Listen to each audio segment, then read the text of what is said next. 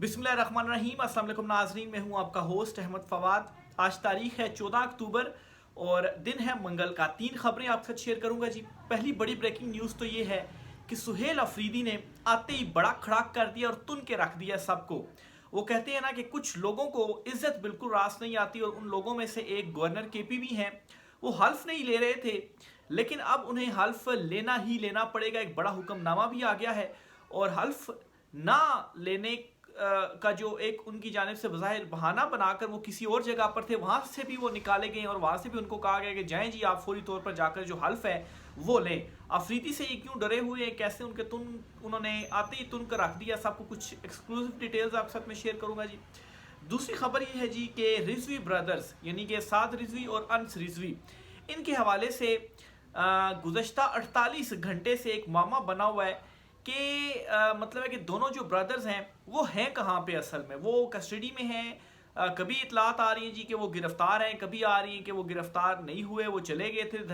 उस मार्च के मकाम से। कभी इतलात आ रही हैं एक गिरफ्तार हैं, एक जो है वो गिरफ्तार नहीं है। तो अब जी बाकायदा तौर पर एक हुकूमती हलकों से एक बड़ी ब्रेकिंग न्यूज़ सामने आई है इनकी गिरफ्तारी को लेकर। इस पर कुछ तफसीलात आपके साथ में शेयर करूंगा। और आखिरी खबर जी तोशा खाना 2 के हवाले से आपके साथ शेयर करनी है। आज इमरान खान साहब और बुशरबी साहिबा के हवाले से इस केस की समाअत हुई है अडयाला जेल में और इमरान खान साहब ने जी गुफ्तगू भी की है। सुहेल अफरीदी को इमरान खान साहब ने मुबारकबाद भी दी है और क्या कहा इमरान खान साहब ने, और ख़ास तौर पर जो ऑपरेशन है केपी में, इस हवाले से इमरान खान साहब ने क्या कहा जी, उस पर भी कुछ तफसीलात आपके साथ में शेयर करूंगा। पहली खबर जी जो आपके साथ शेयर करनी है वो गवर्नर केपी के हवाले से है और सुहेल अफरीदी साहब जो हैं उनके हल्फ के हवाले से है। तो पेशावर हाई कोर्ट में पाकिस्तान तहरीक इंसाफ मामला लेकर गई थी जी और पेशावर हाई कोर्ट से ये हुक्मनामा सामने आ गया है और इस हुक्मनामे के मुताबिक जी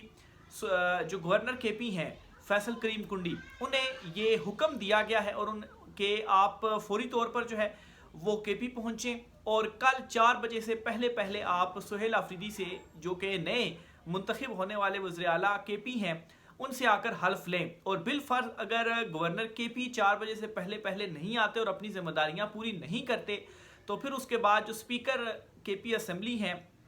वो सुहेल अफरीदी से हल्फ लेंगे और फिर उसके बाद सुहेल अफरीदी जो हैं वो अपना जो काम है जी उसका आगाज़ कर सकेंगे, अपनी काबीना बनाएंगे और दीगर जो चीज़ें हैं जी वो ऑपरेटिव हो पाएंगी। तो एक बहुत बड़ी डेवलपमेंट हुई है, एक बड़ा पाकिस्तान तहरीक इंसाफ की जीत भी हुई है जी, क्योंकि सुहेल अफरीदी को रोकने के लिए बड़े हरबे अपनाए गए, लोगों को तोड़ने की कोशिश की गई, मैनेज करने की कोशिश की गई, लेकिन नाकामी ही जो नाकामी है वो हुई है। और ये एक बहुत बड़ा मतलब है कि डिसीजन भी था इमरान खान साहब का, क्योंकि अली अमीन गंडापुर को जिस तरह से मैं समझता हूँ कि डराया गया जी कि 22 लोग हमारे साथ हैं और ये आपके अगेंस्ट वोट दे देंगे अगर आप इस्तीफ़ा देते हैं या आप साइड पर होते हैं जी, अगर इमरान खान साहब आपको हटा देते हैं तो फिर उसके बाद हम अपना जो वज़ीर आला है जी अपोजिशन वो ले आएगी तो आप केपी हुकूमत से भी हाथ धो बैठेंगे। लेकिन इमरान खान साहब ने अपने असूलों के ऊपर कंप्रोमाइज़ नहीं किया। इमरान खान साहब तक भी ये पैगाम पहुँचाया गया और इमरान खान साहब शुरू से जो बात करते आए हैं ऑपरेशन से रिलेटेड, उस पर इमरान खान साहब ने कहा है जी कि मैं अपने असूलों के ऊपर कोई कंप्रोमाइज़ नहीं करूँगा, ना ही अपने नज़रिए पर कंप्रोमाइज़ करूँगा। तो अली अमीन गंडापुर से इस्तीफ़ा जो है इमरान खान साहब की जानिब से लिया गया, लेकिन उस इस्तीफ़े के बाद जिस तरह से जो गेम है सारी बदली और एक बंदा भी ये नहीं तोड़ पाए। अच्छा, बात लोग ये भी सवाल करते हैं जी कि पीटीआई के जो एमपीएस थे उनकी तादाद तो 92 थी, तो 90 वोट पड़े हैं तो 2 लोग और कहाँ पर है। देखिए, एक तो स्पीकर खुद है बाबर सलीम स्वाति जो है, तो उन्होंने वोट जाहिर सी बात वो तो नहीं देते, तो एक वोट वो हो गया। और एक और जो वोट है वो पीटीआई के एक और एमपीए का जो कि इस वक्त बैरूने मुल्क में मौजूद हैं, तो इस वजह से वैसे तो कुछ जो बैरूने मुल्क मौजूद थे वो वापस आ गए थे, उनकी कुछ ज़्यादा कोई वो होगी मजबूरी, लेकिन खैर उनको आना चाहिए था, बहरहाल वो नहीं आए, तो ये वो 2 वोट थे। इस तरह से 90 वोट जो है वो हुए हैं। बाकी कोई भी बंदा जो है वो ताकतवर हल्के नहीं तोड़ पाए। उसके बाद वो होता है ना कि जब आप गेम हार जाते हैं तो रोना शुरू कर देते हैं जी कि मतलब है कि नहीं नहीं नहीं, मैं मुझे जो है ना ये ट्राई बॉल थी और मुझे दोबारा से जो गेंद था वो आप करवाएं। तो इसी तरह से गवर्नर केपी की जानिब से भी काम किया गया जी, कभी इस्तीफ़े मौसूल हुए हैं, कभी इस्तीफ़े मौसूल नहीं हुए, और कभी कहते हैं मौसूल हो गए हैं। दस्तखत के लिए अली अमीन गंडापुर जो है वो आके कन्फर्मेशन करें। भाई पेशावर हाई कोर्ट ने भी ये कह दिया कि इस्तीफ़े मौसूल हो गए हैं तो वो काबिल अमल हो गए हैं, अब आपने हल्फ लेना, आगे चीज़ों को जो है वो चलना है। बहरहाल अब हुक्म आ गया है और कराची में मौजूद थे जी फैसल करीम कुंडी जो कि गवर्नर केपी हैं, वहाँ से भी बिलावल जरदारी जो है जी उन्होंने उनको ये कहा है जी कि आपको यहाँ पर नहीं होना चाहिए था, आपको केपी में होना चाहिए था और हल्फ लेना चाहिए था। आप जो है जो वज़ीर आला सिंध है जी उनका त्यारा या उनका जो जहाज़ है वो आपको देते हैं और आप फौरी तौर पर जाएं और अपनी आईनी ज़िम्मेदारी पूरी करें और जो पेशावर हाई कोर्ट का फैसला है जी उसके ऊपर अमल दरामद करें। खैर ये बिलावल सरदारी की जानिब से बयान तब सामने आया जी कि जब इधर से पेशावर हाई कोर्ट की तरफ से भी हो गया था जी कि अब तो जो है वो हुक्म भी आ गया है और अब मतलब है कि उस हुक्म के ऊपर इम्प्लीमेंट करते हुए हल्फ लेना ही लेना पड़ेगा और नहीं लेंगे तो स्पीकर जो सूबाई असम्बली हैं केपी के वो ले लेंगे, आप बेशक ना लें। तो फिर जाकर बिलावल जरदारी ने भी कह दिया, अब उनका कहना या ना कहना कोई उसका फ़र्क नहीं होता, लेकिन खैर वहाँ से भी वो निकाले गए जी कि जाएँ जी जाकर वहाँ पर भी उनकी एक किस्म से बेइज्जती हुई जी कि आपको वो जो है वो लेना चाहिए था। बहरहाल जी गवर्नर केपी की इस दौरान जितनी ज़्यादा एक मैं समझता हूँ जी कि ज़िल्लत उनको मिली या पीपल्स पार्टी की जो मुनाफकत थी वो खुलकर सामने आई। वैसे पिछले कुछ अरसे से पीपल्स पार्टी जो है वो मतलब एक तरफ अगर नून लीग एक्सपोज हुई है ना वो ग्राउंड के ऊपर ख़त्म हुई है, दूसरी तरफ पीपल्स पार्टी जो है इनकी भी मुनाफकत खुलकर सामने आई है जी कि आप देखेंगे हुक्म आ गया तो तब जाकर इनको याद आया हल्फ लेने का। भाई आप पहले ही देखें अब कहाँ, अच्छा देखें ना कि हुक्म आ गया पेशावर हाई कोर्ट से, फिर कहते हैं जाके हल्फ लें। भाई पहले तो आप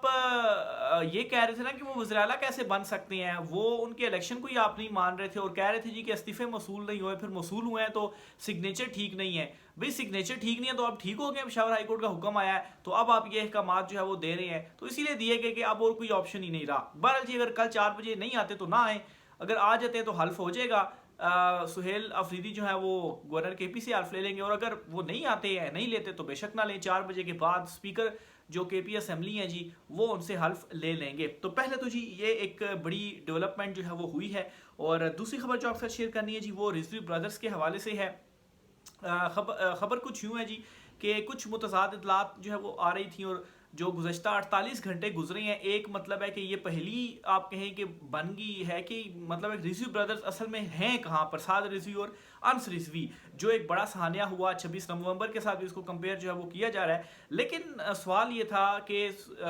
साद रिजवी और अंस रिजवी दोनों असल में हैं कहाँ पर, ये गिरफ्तार हो गए हैं, कहीं चले गए हैं या कहीं रूपोश हो गए हैं या छुप गए हैं, जो भी है। तो मुतज़ाद इतलात आ रही थी, कुछ कह रहे थे एक गिरफ्तार है, एक जो है वो छुप गए हैं, कुछ कह रहे थे दोनों गिरफ्तार हो गए, कुछ कह रहे दोनों गिरफ्तार नहीं हुए। बहरहाल अभी सरकारी ज़राए से ये जो खबर है जी वो सामने आई है और सरकारी ज़राए का मतलब ये होता है जी कि उधर से ही जो चीज़ें हैं जी वो फीड हो रही हैं। तो बहरहाल जी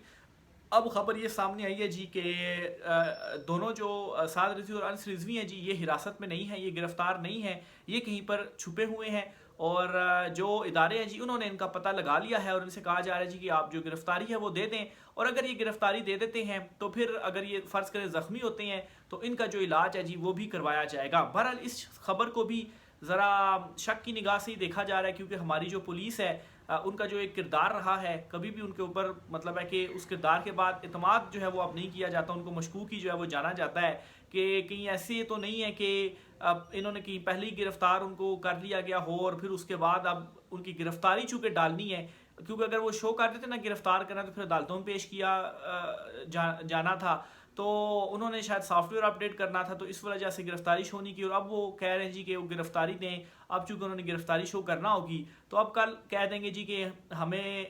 इनके ठिकाने का पता लगा लिया और हमने जाकर इनको गिरफ्तार कर दिया और कल गिरफ्तारी शो कर देंगे और फिर जाहिर जो है वो कर देंगे। तो इस किस्म की कोई जो कहानी है वो ना हो, क्योंकि जो एक सारा रिकॉर्ड है जी पुलिस का ट्रैक रिकॉर्ड देखते हुए इससे इसी किस्म की जो बू है जी ये जो खबर है जी इससे सामने आ रही है। बहरहाल जी एटलीस्ट इससे एक चीज़ तो कंफर्म हो रही है कि अगर उन्होंने ये कह रहे जी कि हमने इन दोनों का पता लगा लिया है तो इसका मतलब है जी कि साद रिजवी के हवाले से जो कुछ इतलात आ रही थी कि उन्हें कुछ हो तो नहीं गया, कुछ सोशल मीडिया के ऊपर जो सर्कुलेट चीज़ें स्पेकुलेशन सर्कुलेट कर रही थी, तो एक चीज़ तो कंफर्म होगी कि अगर आपने उन दोनों का पता लगा लिया है तो इसका मतलब ये है कि वो दोनों फिर ठीक हैं या अगर ज़ख्मी भी हैं लेकिन वो ठीक हैं, तो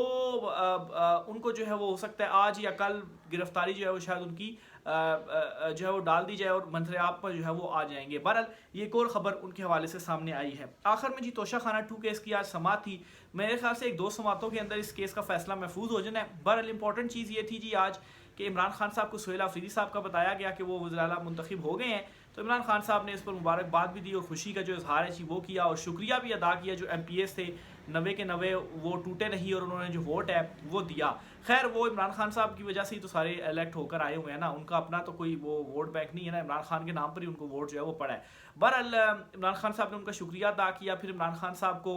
अफ़गानिस्तान के साथ जो जंग वगैरह हुई, छोटी सी कुछ घंटों के ऊपर हुई, जो हुआ उस हवाले से बताया गया। तो जो शहादतों के हवाले से बताया गया तो उस पर इमरान खान साहब जो है उन्होंने फिर कहा ये जो फ़ौज है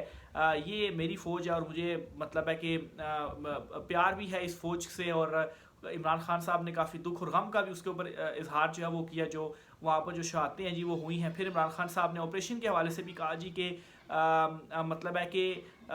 वहाँ पर जो कायदीन वगैरह उनको मिलाकर जो मुज़ाकरात हैं वो किए जाएं और ये जो दहशतगर्दी है जी इसको ख़त्म होना चाहिए और मुज़ाकरात के ज़रिए ही ये जो है वो हल